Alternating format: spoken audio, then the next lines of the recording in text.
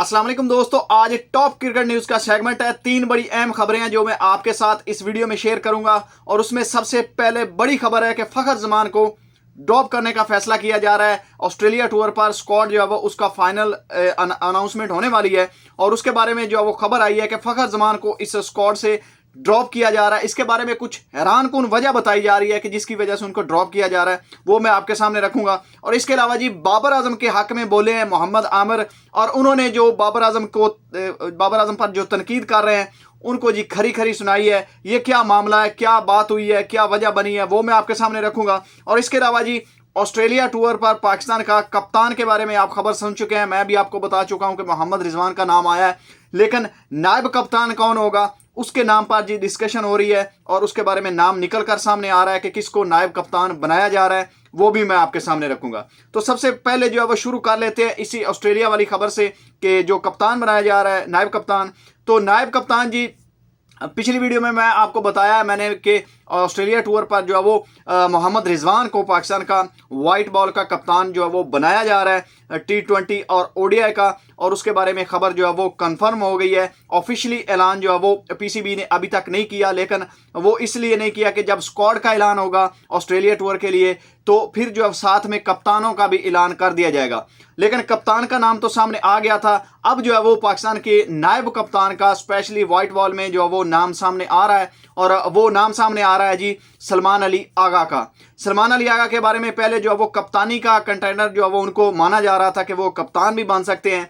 और अभी तक भी जो मेरे ज़हन में जो ख्याल है, मुझे लग रहा है कि कुछ भी हो सकता है, लेकिन या उनको T20 का कप्तान भी बनाया जा सकता है, क्योंकि जो खबर निकल कर आई है, जो कंफर्म हो चुका है कि PCB की बात हो चुकी है और मोहम्मद रिजवान को कप्तान जो है वो बना लिया गया। बस उसका ऐलान बाकी है, स्क्वाड के साथ उसका ऐलान होगा, उसके साथ जो है वो नायब कप्तान का भी ऐलान हो जाएगा और सलमान अली आगा को नायब कप्तान जो है वो अनाउंस कर दिया जाएगा। और इसके अलावा आप बात करते हैं जी मोहम्मद आमिर के बारे में। मोहम्मद आमिर ने जी ट्वीट किया, मोहम्मद आमिर ने स्टेटमेंट दिया, बहुत बड़ा क्लियर स्टेटमेंट है, वो मैं आपको पढ़कर सुनाता भी हूं कि उन्होंने बाबर आजम के हक में क्या बोला है। और उन्होंने उन फैंस को जो वो ये जवाब दिया है, उन लोगों को जवाब दिया है जो कि बाबर आजम के नाकिद हैं या तनकीद करते हैं और बेवजह तनकीद करते हैं। तो उनके लिए ये जो वो पैगाम है मोहम्मद आमिर की तरफ से।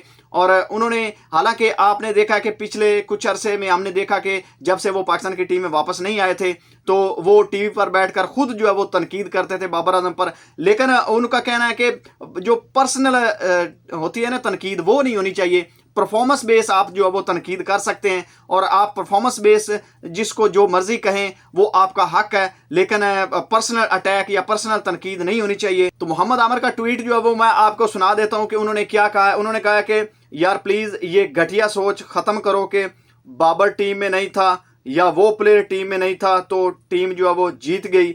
हम बेटर प्लानिंग के साथ खेले, होम एडवांटेज लिया और जीत गए। प्लीज पर्सनल ना हो अपने प्लेयर के साथ। यस, परफॉर्मेंस बेस आप बात करें, बट प्लीज पर्सनल ना हो।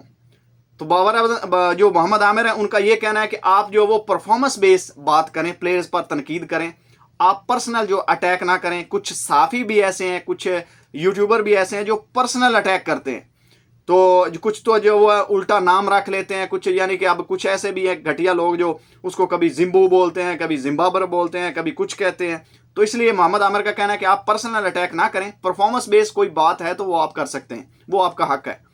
तो अब जी बात करते हैं आगे चल के फखर जमान के हवाले से। फखर जमान के हवाले से जी आप खबर आ रही है कि आपको पता है कि पाकिस्तान ने ऑस्ट्रेलिया टूर के लिए स्क्वाड जो है वो अनाउंस करना है, उस पर काफ़ी हद तक डिस्कशन हो चुकी है और बात हो चुकी है कि कौन कौन से खिलाड़ी जो है वो जाएंगे ऑस्ट्रेलिया टूर पर। लेकिन फखर जमान के बारे में डिस्कशन ये हो रही है और कुछ आपको पता है कि जब मीटिंग हुई थी, पाकिस्तान ने कनेक्शन कैंप बुलाया था, वहाँ पर भी फखर जमान जो है वो खुला बोले थे और उन्होंने तनकीद की थी और उन्होंने बताया था कि क्या क्या मसाइल हैं प्लेयरों के लिए और क्या क्या मसाइल जो वो मुझे दरपेश हैं और मेरे साथ क्या हुआ है, मेरा फिटनेस टेस्ट कैसे लिया गया। एक दिन मैं इतनी लंबी फ्लाइट लेकर आया हूँ और दूसरे दिन जो मेरा टेस्ट लिया गया और अब मुझे कहेंगे कि ये अनफिट है।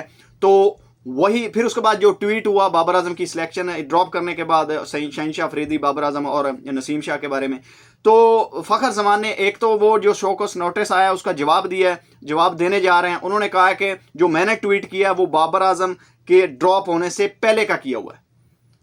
उन्होंने कहा कि जो मेरा ट्वीट है वो आप टाइम या डेट निकाल के देख लेना, वो मेरा ट्वीट जो है वो बाबर आजम को ड्रॉप करने से पहले का है, बाबर आजम को बाद में ड्रॉप किया गया है।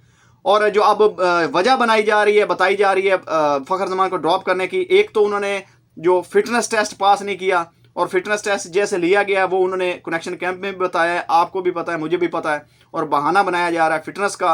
और उसके बाद ये कहा जाएगा कि उनको जो है वो आराम दिया जा रहा है, जैसे पहले बाबर आजम, शहीनशाह अफरीदी और नसीम शाह को ड्रॉप किया गया और फिर कहा गया कि उनको आराम दिया गया है, और अब जो है वो फ़खर ज़मान को भी आराम के नाम पर जो है वो टीम से निकाला जाएगा, अब तक की जो खबर है।